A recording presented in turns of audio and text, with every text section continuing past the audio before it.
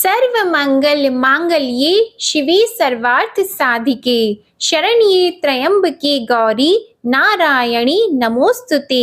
जय माता दी। आप सभी का हमारे चैनल आध्यात्मिक सागर में हार्दिक स्वागत है। आप सभी को आषाढ़ गुप्त नवरात्रि की हार्दिक शुभकामनाएं। आज आषाढ़ गुप्त नवरात्रि का तीसरा दिन है। इस दिन माँ त्रिपुर सुंदरी की पूजा करने का नियम है। आज की इस वीडियो में आप सुनेंगे माँ त्रिपुर सुंदरी की पूजा का महत्व, पूजा के लाभ, माँ त्रिपुर सुंदरी का स्वरूप, पूजा विधि और व्रत कथा। आषाढ़ गुप्त नवरात्रि में अगर कोई व्यक्ति सच्चे मन से माँ त्रिपुर सुंदरी की पूजा करता है तो उसके जीवन की सभी समस्याएं दूर हो जाती है और उसे सुख और समृद्धि की प्राप्ति होती है। गुप्त नवरात्रि की तीसरी आद्य महाविद्या है त्रिपुर सुंदरी माँ। अनुपम सौंदर्य, भक्तों को अभय प्रदान करने वाली, यौवन युक्त और तीनों लोकों में विराजमान देवी त्रिपुर सुंदरी कई नामों से विख्यात है।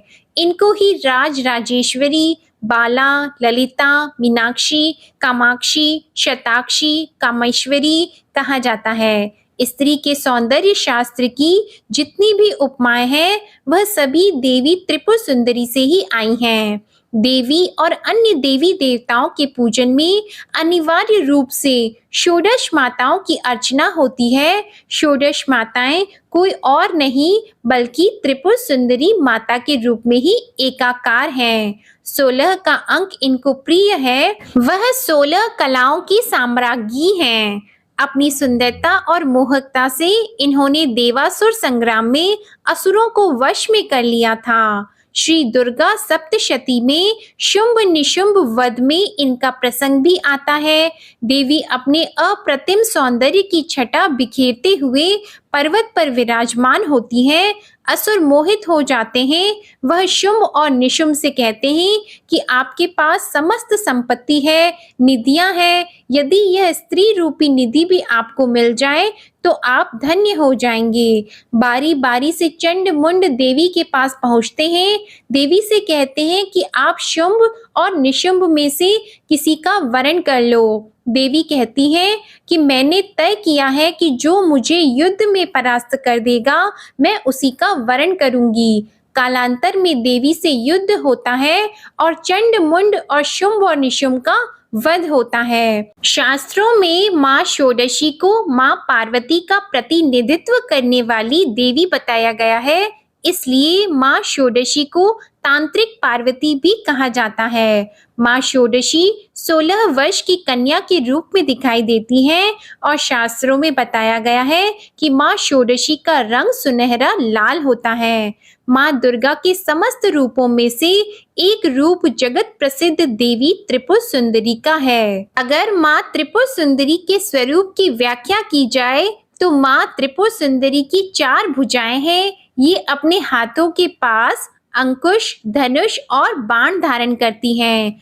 आइए अब जानते हैं माँ त्रिपुर सुंदरी की पूजा के लाभ क्या हैं। माँ त्रिपुर सुंदरी का पूजन करने से आकर्षण व सौंदर्यता प्राप्त होती है। माँ त्रिपुर सुंदरी की उपासना करने से भोग और मोक्ष की प्राप्ति होती है। अगर आपके दाम्पत्य जीवन में हमेशा कलह बनी रहती है, आपका कोई प्रिय आपसे नाराज हो गया है, समाज में सम्मान व पद प्राप्त करने के लिए या किसी व्यक्ति को सम्मोहित करने के लिए माँ त्रिपुर सुंदरी की पूजा करना अति लाभकारी रहता है। श्रद्धा पूर्वक माँ त्रिपुर सुंदरी की पूजा करने से मनुष्य को सुख, शांति, समृद्धि के साथ मुक्ति भी मिलती है। अगर कोई मनुष्य सच्चे मन से माँ त्रिपुर सुंदरी की पूजा करता है तो वह आसानी से अपने शरीर, मन और भावनाओं को नियंत्रित कर सकता है। माँ त्रिपुर सुंदरी की पूजा करने से पारिवारिक सुख और अनुकूल जीवन साथी की प्राप्ति होती है। आइए अब जानते हैं माँ त्रिपुर सुंदरी की पूजा विधि। माँ त्रिपुर सुंदरी की पूजा करने के लिए सूर्यास्त से पहले स्नान करने के पश्चात सफेद रंग के वस्त्र धारण करें। अब एक लकड़ी की चौकी पर गंगा जल छिड़ककर उसे शुद्ध कर लें। अब उत्तर दिशा की ओर मुख करके बैठें। अब चौकी पर सफेद रंग का कपड़ा बिछाकर माँ त्रिपुर सुंदरी की तस्वीर की स्थापना करें। अगर आपके पास माँ त्रिपुर सुंदरी की तस्वीर नहीं है तो आप श्री यंत्र की स्थापना भी कर सकते हैं। इसके पश्चात माँ त्रिपुर सुंदरी को कुमकुम लगाएं और उन्हें अक्षत, फल, फूल चढ़ाएं। अब माँ त्रिपुर सुंदरी को दूध से बना हुआ प्रसाद या खीर का भोग लगाएं। यह सभी चीजें चढ़ाने के पश्चात सच्चे मन से माँ त्रिपुर सुंदरी की विधिवत पूजा करें और इसके पश्चात ओम ऐं ह्रीं श्रीं त्रिपुर सुंदरी नमः मंत्र का 108 बार जाप करें। अब माँ त्रिपुर सुंदरी की कथा पढ़ें। कथा पढ़ने के बाद माँ त्रिपुर सुंदरी की आरती करें। पूजा करने के पश्चात पूजा में हुई किसी भी गलती के लिए माँ त्रिपुर सुंदरी से क्षमा प्रार्थना करें और पूजा पूर्ण होने के बाद 9 साल से छोटी कन्याओं के बीच में प्रसाद का वितरण करें। अगर आपको 9 वर्ष से छोटी कन्याएं नहीं मिल रही हैं तो आप यह प्रसाद गाय को भी खिला सकते हैं। अब आप सुनिए माँ त्रिपुर सुंदरी की व्रत कथा। कथा के अनुसार सती वियोग में भगवान शिव सर्वदा ध्यान में मग्न रहते थे। उन्होंने अपने संपूर्ण कर्म का परित्याग कर दिया था।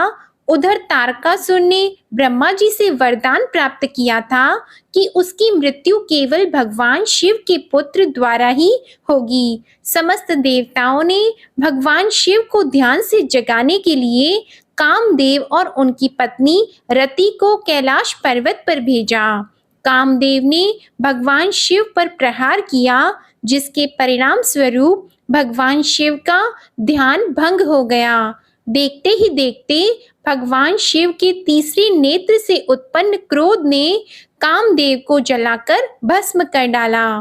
कामदेव की पत्नी रति द्वारा अत्यंत दारुण विलाप करने पर भगवान शिव ने कामदेव को पुनः द्वापर युग में भगवान कृष्ण के पुत्र के रूप में जन्म धारण करने का वरदान दे दिया और वहां से अंतर ध्यान हो गए।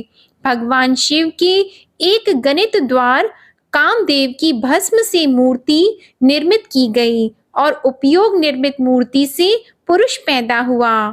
उस पुरुष का नाम भांड रखा गया। शिव के क्रोध से उत्पन्न होने के कारण भांड तमोगुण संपन्न था और इस प्रकार से धीरे धीरे तीनों लोकों पर भयंकर उत्पात मचाने लगा। देवराज इंद्र के राज्य के समान ही भंडासुर ने स्वर्ग जैसे राज्य का निर्माण किया और वहां पर राज करने लगा। इसके बाद भांडासन ने इंद्रलोक और स्वर्गलोक को चारों तरफ से घेर लिया।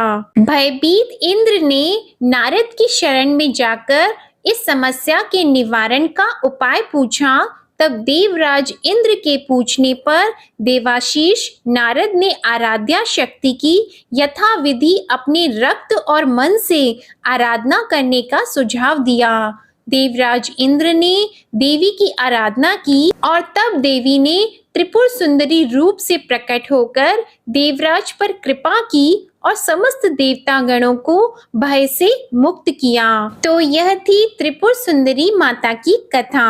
देवी त्रिपुर सुंदरी अपने भक्तों की हर प्रकार की मनोकामना पूर्ण करती है और उनकी हर विपत्ति को हर लेती है और उन्हें अभय प्रदान करती है।